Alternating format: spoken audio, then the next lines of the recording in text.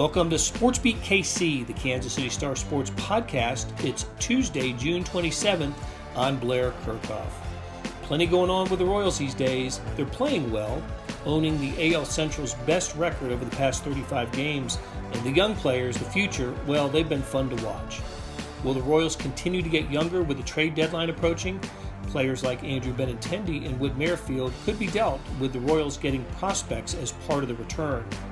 But also, how would the return of Salvador Perez impact the lineup and the youth movement? This is MJ Melendez's first year behind the plate, and the Royals will want to keep him in the lineup. We discuss these issues on today's show with beat writer Lynn Worthy and columnists Sam McDowell and Vahe Gregorian. The show started as a live stream broadcast. After a break, Vahe takes us through his trip to Cooperstown last weekend for the Baseball Hall of Fame and the induction of Buck O'Neil, the Kansas City sports icon. He played and coached for the Monarchs, scouted for the Royals, and was the force behind starting the Negro Leagues Baseball Museum. Okay, let's get going. Hey, good morning from Overcast, Kansas City, and welcome to SportsBeat Live, our weekly conversation and sometimes therapy session about the Kansas City Royals. We talk with the people in the media who know them best, and today that is beat writer. It's every day. But on today's show, beat writer Lynn Worthy, columnist Sam McDowell, and Vahe Gregorian. We're a full house today. Always love it when we are a full house. We are sponsored by the University of Kansas Health System. You'll hear from them later in the show. And we want to talk with you. Send us your questions and comments. We will get to them as they appear on our screen. So since the last time we talked, guys, a lot has happened. Chronologically, an All-Star game was played because we talked the day of the All-Star game. Whit Merrifield was booed at Kauffman Stadium. The Royals took 2 or 3 from the Tampa Bay Rays, playoff contending Tampa Bay Rays. They extended that winning streak to 3 by beating the Angels last night. And we also learned that Salvador Perez is a little bit ahead of schedule on his on recovery from his thumb injury, and Bobby Witt Jr. Is not. We'll get an update on his health after having the hamstring injury before. But the Salvi news, Lynn, that you reported on got me thinking. He's starting his rehab assignment tonight in Omaha, and or with Omaha. I don't know where the team's playing, but with Omaha. And so it got me thinking about how the lineup will be affected when he returns, given what MJ Melendez is doing behind the plate. And, of course, that home run he hit last night was tremendous, an opposite field home run. So, anyway, what's an early thought on how this lineup might be affected when Salvador Perez comes back?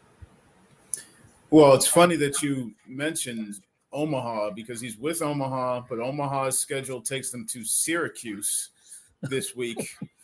And the Royals, after this homestand, head to New York City for 4 games this weekend. Now, they haven't given a real timetable on when, how long his rehab stint's going to be or when they expect him back. But it's kind of funny that you think about if they were to maybe make some moves with the trade deadline a week away. And maybe unless you're acquiring somebody who's going to go on the major league roster, then that means you'd probably be calling somebody up to fill the roster spot anyway. But if Salvi's a 3-4 hour drive away and you make that deal, then maybe adding him is filling the roster spot instead of bringing somebody else up. Again, that's speculation because we don't know how long they have him mapped out to be on the rehab assignment.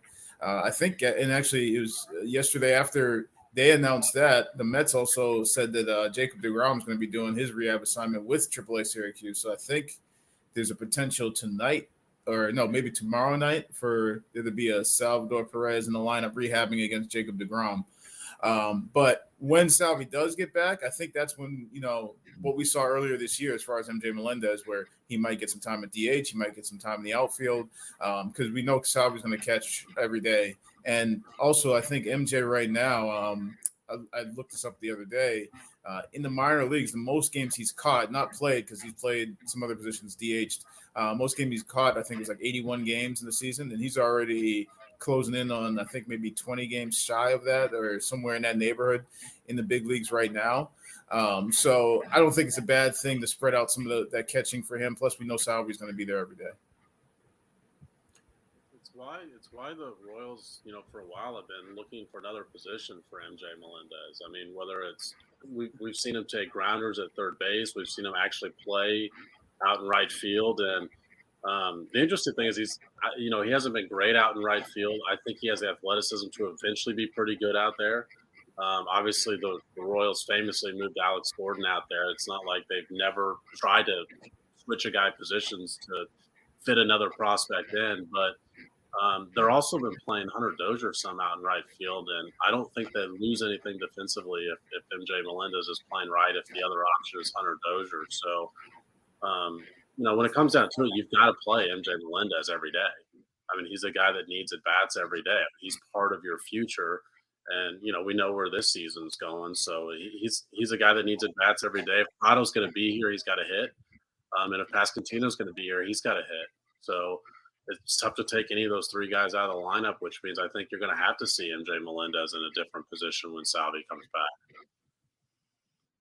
Yeah, and I know this is this doesn't directly affect the positions we're talking about, but I want to see Rivera every day. I want to see all the rookies, or those who are qualified as rookies, play every day, and just maybe it's a combination of kind of the good vibes. Even though they lost the series in Toronto just before the All-Star break, but then come back and win the series against Tampa and get off to a good start last night with the Angels. There's kind of a good vibe after some really bad vibes last week with this team. We'll talk about that in a minute, but there's some good vibes right now, and it's because of guys like the ones we're talking about, and they're the players you want to see play every day.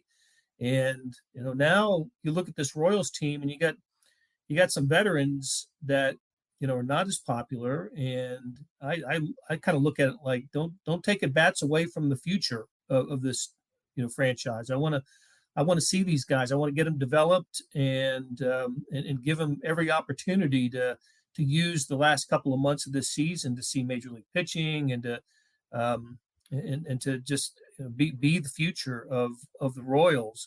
Meanwhile, on the mound, we've been seeing that with the pitchers, and now it's time to see it with the lineup. Vahe, you with me? You want to see these young Royals continue to play? It's really all I want to see, and to just reiterate the points you guys are making. I mean, they're not just now thinking about when Sal Perez comes back, how to get MJ at bats. I mean, I'll be interested to see how it plays out, but it's got to be part of the master plan, right? That they'll have this weaving together of MJ at whatever position with Sal back, and the young pitchers. I mean, that's really the story of the rest of the season in a lot of ways. We've seen glimpses in a lot of ways out of all of them that tell you they have a chance. And now we're starting to see some leveling out that makes me feel a little sense of hopefulness. Yeah, absolutely. And I just think that that's what's left for this team. And although I will say they are not in last place today in the AL Central. I guess that happened actually on Sunday. Moved out of fifth place. Am I right about that, Lynn? I know they're not in last. They're in fourth by a half game over the Tigers. I don't exactly know where when it happened, but there was it 19-16 over their last 35, which is the best record in the AL Central in that stretch. Yeah, they're moving up, moving on up. That's right. They actually have. I think it's, if you go back to the beginning of June, I mean, they're still under 500 since that time, but their record is a lot better. And then going into, before Toronto, I think it was 3 out of 4 series they had won. Obviously in Toronto, you flip a good chunk of the lineup over. I mean, the roster over, and they lost 3 out of 4 there, even though they got off to that energetic start. But then to come back out of the break and take 3 out of these first 4. obviously there's a little something going there. I mean, is it enough to say that they've turned a corner? I don't know about that, but I mean, I think it's at least, the results have definitely improved. You've seen the change there. And there's also, maybe they're starting to get a little bit better, and the roster is going to pick up a little bit here. If you think about Salvi potentially coming back, you think about maybe getting some of their pitchers off the IL, because right now you're still talking about Daniel Lynch is on the IL, Jonathan Heasley's on the IL. And then, you still have, Edward Alvarez just went on the IL. So, I mean, there's still guys potentially to fill out this roster, to maybe bolster this roster, and they're starting to play a little bit better right now. I mean, now that's also, part of what Sam was talking about, getting guys in the lineup on a regular basis probably means you got to make some subtractions, and the assumption being that's going to happen at the trade deadline. But it's also not automatic that when you take some of those guys out, just because you're giving the younger guys every day at bats, that the results won't dip. I mean, because you're going to be taking presumably some of your better guys out of that lineup. I mean, you take Andrew Benintendi out, he's probably your best hitter. So, I mean, it's hard to make the case that you're going to get better when you take him out. I mean, you'll get younger, which I think is what people are saying they want. But I don't know that you're going to get better. And even though, Whit Merrifield's numbers for the season haven't been great, you go from I think it's like middle of the May on, he's hitting like over 300, and he's been a really productive player. So you take him out, and we've seen it just even this homestand, booed or not, he's still been one of the bigger contributors to that offense right now. So they might not get better when you subtract those guys, but you'll probably get younger. One other interesting piece about, potentially bringing the younger guys back up is, Mike Matheny and I had a conversation about this, but I think it really benefited those younger guys all coming up together, because, I mean, Lynn talked about that the energy was different in the clubhouse in Toronto. I don't think that's the case, if you're bringing them up like one at a time. Like now just Nick Prado's up, and then, in 3 weeks another guy comes up. I think the fact that they're up as a group, and, they're basically up with the guys they came up with, that they went through the minor leagues with, that sort of is one of the reasons that a clubhouse was able to take on a new personality, that you felt a new energy in the clubhouse, but also you saw it on the field. I think it'd be interesting to see how these guys performed, and just how comfortable they were, because that's part of most rookies' journeys, is you're the only guy that gets called up. I think it'd be interesting to see how that works out, if that's the way it goes, if you see a guy traded like a Benintendi. I also think, though, that, I mean, at this point, some of those guys that you bring up, I mean, even if you only bring up one or two, they're not gonna be bringing up 8 like they did all at that one point in Toronto, but they're going to be coming into a clubhouse that already has some of those guys, because you already have Bobby, MJ, Vinny, if Prado's still here. So those guys will already be there, and you'll just be adding to that. So they won't all be coming up at the same time, but they'll be joining a group of guys that they've played with, probably within the last year. And then obviously some of them, come up and will have already come up for Toronto, have been there. So, I mean, it's still going to be joining a group that they're familiar with. I just don't think that, I mean, if we're talking about bringing up a group, I mean, you're not going to see a group like that when they had those 8 guys. I don't think they're going to trade away that many. And even if they do, some of those spots are going to be filled by guys who are injured right now. So, I mean, it's not as though the roster is not expanding. So, I mean, you talk about Salary coming back. You're talking about, at some point, Olivares coming back. You talk about some of these pitchers coming back. I mean, those are going to be spots. So there's going to be guys who get, whether they get traded away or guys who get sent back down to make room. There's not that many spots, I don't think, where you're going to be bringing up young guys. It's probably just a couple of spots at best. Okay, so young energy, new energy, however it happens, I want it to continue to happen with this team. And Lynn and Sam, you guys mentioned it several times now. The trade deadline it's August 2nd. So if I'm not mistaken, that's a week from today. What is the latest? What are the latest rumors out there? Benintendi still, I still see his name attached to different teams. I hear new teams, right? I hear the Atlanta Braves lost their left fielder this weekend, right? And so add the Braves to the list. And could there be something of a bidding process, a bidding war for Andrew Benintendi, Lynn? Well, I've always thought that they were going to try and extract the most for him, and that meant it was going to go down to the deadline because as you get close to the deadline, teams sort of get more desperate. Teams have to, deadlines, as we know, always make things happen. That forces people's hands. And so if there's teams that are, maybe not willing to add something else to sweeten the pot, or if there's another team that's, has to make a move as you get close to the deadline to try and make a playoff push and then gets in on it, I think it only raises the potential return for Benintendi. And also, I never bought into, there was, I think it was going into Toronto with the whole vaccination thing, this idea that, well, now that people know he's not vaccinated, that some teams might be out on him. I never bought into that one because I felt like people knew that if they were interested in him to begin with. And then my understanding was that there was that one report that the Yankees, they're out on him.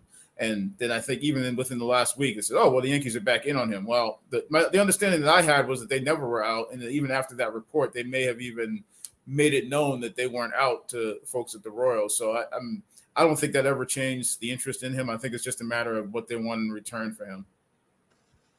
Well, there's one other wrinkle that came out yesterday with the Benintendi stuff, which is, the Players Union rejected MLB's proposal for the international draft. And the other piece of that was getting rid of the qualifying offer. So, there is the option that if Benintendi's on whoever's roster he's on at the end of the year, they offer him a qualifying offer. And if he turns it down, they get a comp pick for it. So somewhere around, the low 30s, you've got to have a better offer than that. Well, I don't, and I have to go back and look, but I don't think they could get, if they trade him to whoever, New York, I don't think New York could still get the qualifying offer for him. I think he would have to be on your roster for the year. So I think the Royals could get, the Royals could get the comp pick. And there was, they would have to make the qualifying offer too, though. And I'd question whether or not they would, just because I think last year that number was 18.4 million or something like that. So, because you make that offer and there's also the chance that Benny signs it and then you got to pay him, $19 million next year. Obviously he probably wants to check, try free agency and see what else he could get out there. But I'm saying, I'm just not sure that the qualifying offer is a slam dunk that they would make that and roll that dice. But I think it was the idea that maybe they would have got it might have added to their international draft. It does change the calculus as far as that, because I think the Royals at least were taking the stance in some ways that, hey, we don't have to trade him, that we could, hold on to him and then it's going to benefit us in some way afterwards. I think part of that thinking was maybe even with the international draft, the qualifying offer thing, I think maybe changed it a little bit. Yeah, I do think they'd offer him the qualifying. So I do think they're probably telling teams, this is the bar. You have to beat something we feel like we could get, in the low 30s there. Hey, the only thing I wanted to add, just because any chance I get to use this line, I feel like I need to use it, is that to Lynn's point about waiting to get the best deal, there's a big difference between procrastinating and taking all the time you have. And that's, to the Royals' benefit here. That's all. Thanks for letting me get that in, Blair. Kevin Martin has the last word before we go to break. Asks, do you think it's likely that other interested teams knew Benintendi was unvaccinated before the Toronto series? We do, right, Lynn? That's yes, that information was known throughout baseball. Darren Winters wants to trade all the veterans who gave up in April. I like that as well. All right, we've got more to talk about, but we're going to take a break first, and let's hear from the University of Kansas Health System. March 4th, 2015, I got out of the shower and felt a lump in my left breast. We were able to quickly uncover that she had 2 subtypes of breast cancer, each of them requiring separate and unique treatment plans. This is why you come to the University of Kansas Cancer Center. It is critical to be treated by a team of experts in that specific cancer type. If you don't start with us, I think you'll have more questions than answers. Why would you go anywhere else? Hey, this is Blair. There are several ways to access the Star Sports section. Let me tell you about a couple of them. There's Sports Pass. For $12.99 a month, you get unlimited digital access to all of the Star sports content, including beat writing, columns, features, pretty much everything we write. The deal renews monthly until you tell us to cancel.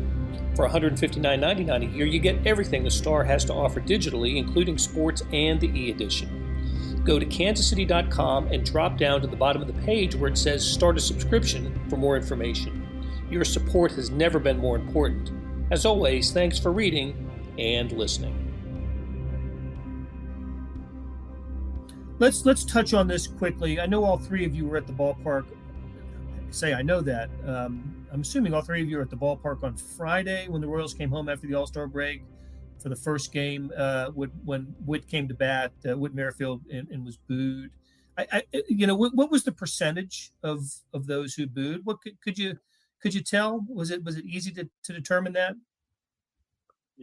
Lynn and I had a conversation about it because I thought the boos were louder, but also if you've got the wherewithal, or if you came to boo Whit Merrifield, you're probably pretty loud, and if you chose to cheer him, you probably did it a little bit more quietly. So I think it was somewhere around 50-50. I know the boos were louder, but fan wise, I bet it was somewhere around 50-50.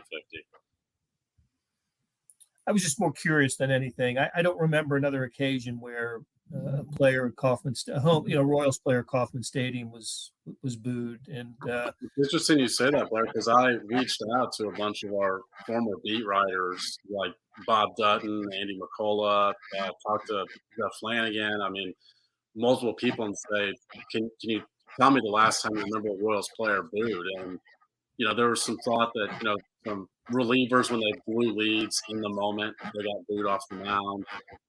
But just a premeditated thing like that, none of them could really recall any incident. That's the key point here too, Sam. I think that's pretty interesting, the premeditated aspect, because I think the example you pointed to in your column was the one we all remember, of course, of spontaneous reaction to Ned Yost in 2014 after the wild card impending fiasco that was averted.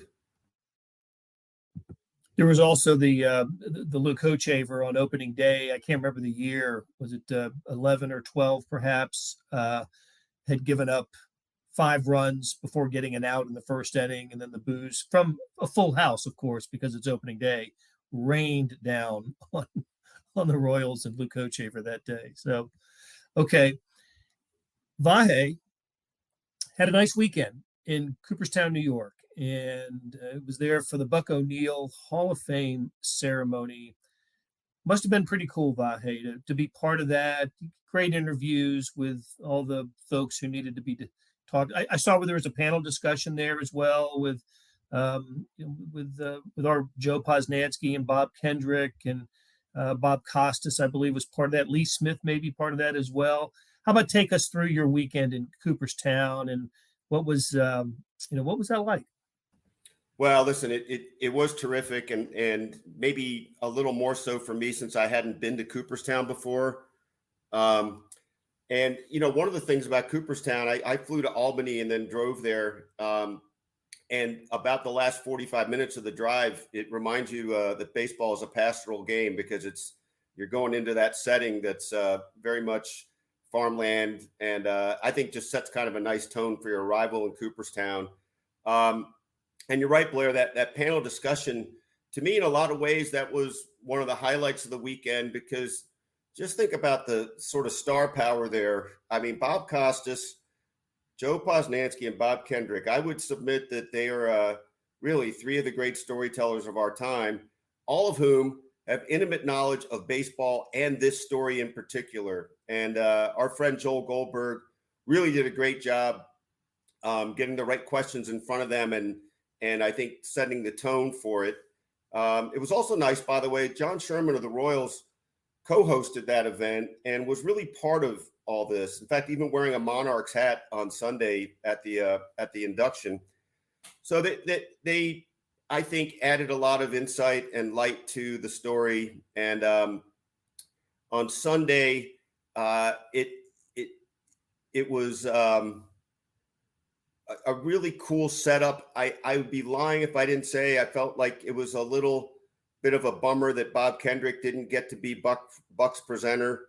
It was a relative of Buck's, Angela Terry, a niece, and she was fine. But I think it was the case of a person giving a little bit of a family perspective on something that we all see as broader and bigger than that. And again, not in any way to criticize her. It's just that it felt like that was a moment Bob Kendrick was born for. And I wish he'd had that opportunity. It was just following Hall of Fame protocol, basically, that led to that.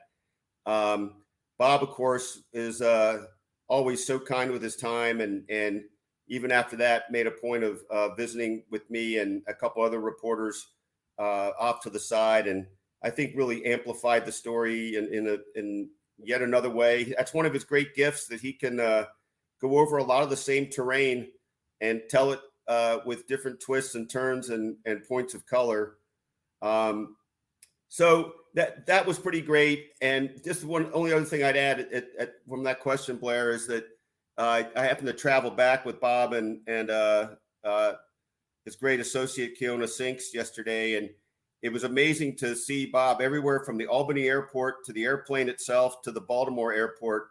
Basically, all these rooms become his rooms. People gravitate to him, want to hear what he has to say, even if they don't quite put the pieces together. Like, oh, did you go to the Hall of Fame? And he just kind of explains, yeah, I was there. I was good friends with Buck O'Neil. Anyway, he's just a portrait of grace in all these situations, and I thought extra fun to travel with them back.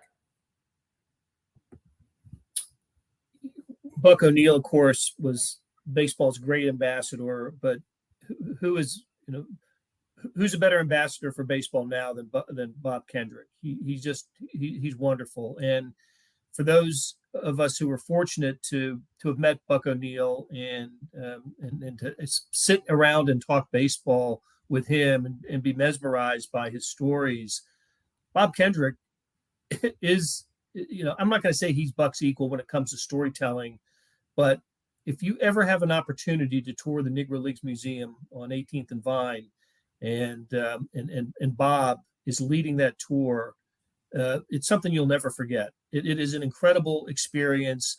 And just noticed on Twitter a little while ago that some Angels got to experience that on, I guess, yesterday afternoon. So it is, we're so fortunate to have the museum and Bob Kendrick here in town. Blair, I would just add, and we've all been fortunate to get to know Bob and get to know the Negro Leagues Museum, Baseball Museum story. But I'd urge any of our listeners to do a little search for Sam McDowell's piece on what it's like to get the tour from Bob. And Sam, maybe you can expand on what that experience was like. But it was a great story that told the story of the story. Yeah, Blair and I did that. It was like we got Blair. I don't remember how many tours you went on. I think I went on like 7, and you went on like 3 or 4 maybe.